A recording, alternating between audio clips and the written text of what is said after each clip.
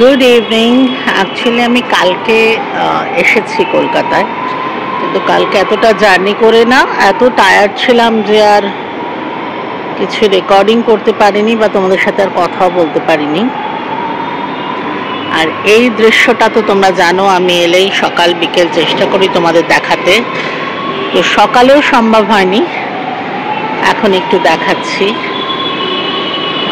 I think তোমরা বুঝতেই পারছো যে আমার বাড়ির থেকে আমি মেন রোডের দিকটা দেখাচ্ছি। দেখো এখানে যে মেট্রো স্টেশন, মেন রোড, প্রচুর গাড়ি যাচ্ছে, আর সত্যি ভীষণ ভাল লাগে দাঁড়িয়ে দেখতে। বাকি ওদিকটাও দেখাচ্ছি, কিন্তু ওদিকটা হয়তো এতটা ব্রাইট এখন লাগবে না।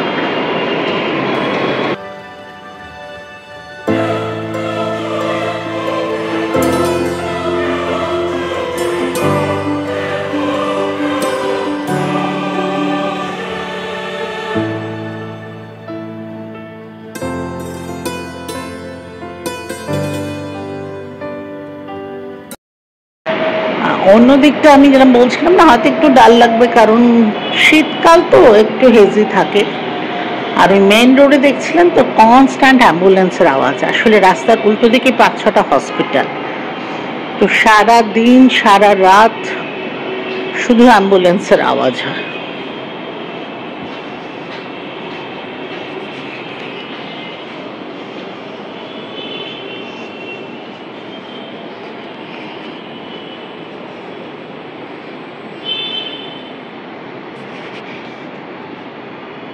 এই যে এটা ব্যাক সাইড, এরকম বললাম যে একটু ডাল লাগবে, যেহেতু শীতকাল,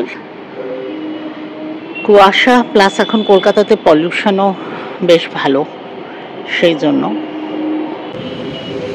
অ্যাকচুয়ালি সকালবেলা তো বেশ ভালোই লাগে, কিন্তু আমার না এতটাই উইকনেস যে আমি মানে বাইরে বেরোনো মুশকিল, বারবার দরকার ছাড়া বেরোচ্ছি না। তাও যদি সম্ভব হয় আমি নিশ্চয়ই দেখাবো। চলো তোমাদের না এখন একটু আমার বাড়িটা দেখাই। অ্যাকচুয়ালি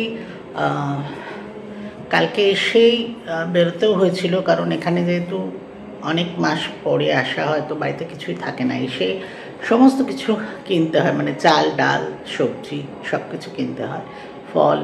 তো কালকে নিয়ে এসেছিলাম, আজকে না কিছু জিনিস ভুলে গেছি একসাথে, এত কিছু নেওয়ার তো অভ্যেস নেই একসাথে। সো যদিও শম্পা রানী যে আমার এখানে সব কিছু করে, রান্না টান্না, তো ও আমার সঙ্গে সবসময় থাকছে, কারণ এতটাই উইক যে আমি একা বেরোতে খুব একটা সাহসও পাচ্ছি না। ওকে নিয়ে গেছিলাম কালকে, আজকেও তাই। তো কালকে ওই জন্য মানে এতটা এসে আবার অত কেনাকাটা করে আর শরীর একদম দিচ্ছিল না, তো আজকেও সারাদিন বেরোয়নি, এখন এইটুকু বেরিয়ে জাস্ট জিনিসপত্র নিলাম। তোমাদের একটু দেখাই। অ্যাকচুয়ালি আমি আসার মাত্রই আজ থেকে আমার বাড়িতে কাজ শুরু হয়েছে, এটা অনেক দিন ধরে প্ল্যান, তাও আমি অসুস্থ হতে হবে কি হবে না এরকম একটা ছিল। তো যেহেতু আমি এসেছি, আমি ভাবছি আর এবার যেহেতু আমার শরীর ভালো না, আমি বেরোবো না খুব একটা, বাড়িতেই থাকবো, তো অ্যাটলিস্ট কাজটা করে নিচ্ছি, তোমাদের সেটা আমি দেখাচ্ছি কি হচ্ছে। তো কাজ শুরু হয়েছে বললাম, দেখেই বুঝতে পারছো এখানকার চেঞ্জ, মানে এখানকার যে সোফা কাম বেডটা ছিল সেটা আমি স্টাডি রুমে নিয়ে এসেছি, কারণ এটা আমার এখন এবারের মতো এটাই আমার বেডরুম করতে হলো। কাল আমি বেডরুমে ছিলাম আমার অরিজিনাল, বাট যেহেতু কাজ শুরু হলো তো আমি এখানে শিফট করেছি। আর বাকি এগুলো তো দেখছো ঠিকই আছে। অ্যাকচুয়ালি রান্নাঘরটাও করার ছিল এবার, কিন্তু যেহেতু শরীরটা ভালো না, তো একসাথে বেশি কাজ আমি ঠিক করতে সাহস পাচ্ছি না, সেজন্য অল্প করে করছি। আর দিস রুম অলসো, এটাও মানে ওরকমই আছে, এটাতেও কিছু করছি না। আর বারান্দাতে না সব জিনিসপত্র রাখা হয়েছে, ওটা আমি আর রাত্রিবেলা খুলে দেখাচ্ছি না। আর এই ঘরটা দেখতেই পাচ্ছি যে সমস্ত প্লাস্টিক দিয়ে ওরা ঢেকে দিয়েছে। অ্যাকচুয়ালি আমার আলমারি আর ড্রেসিং টেবিলে বেরোবো, একটু কাজ ছিল বলে আমি প্লাস্টিক সরিয়েছি, ওরা কাল এসে আবার করে নেবে। বাট মেইন কাজ যেটা হচ্ছে আমি দেখাচ্ছি, সেটা হচ্ছে বাথরুমটা।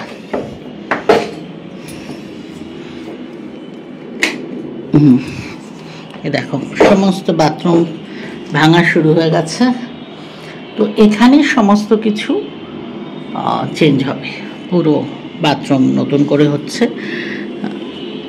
অ্যাকচুয়ালি প্ল্যান তো ছিল আরও অনেক কিছু করার, কিন্তু কতটা পারবো, কিভাবে পারবো সেই জন্য রিস্ক নিচ্ছি না আপাতত, এইটুকু করা হচ্ছে। আর আমার এখন বাথরুমও ওটার থেকে এটাতে শিফট করে গেছি।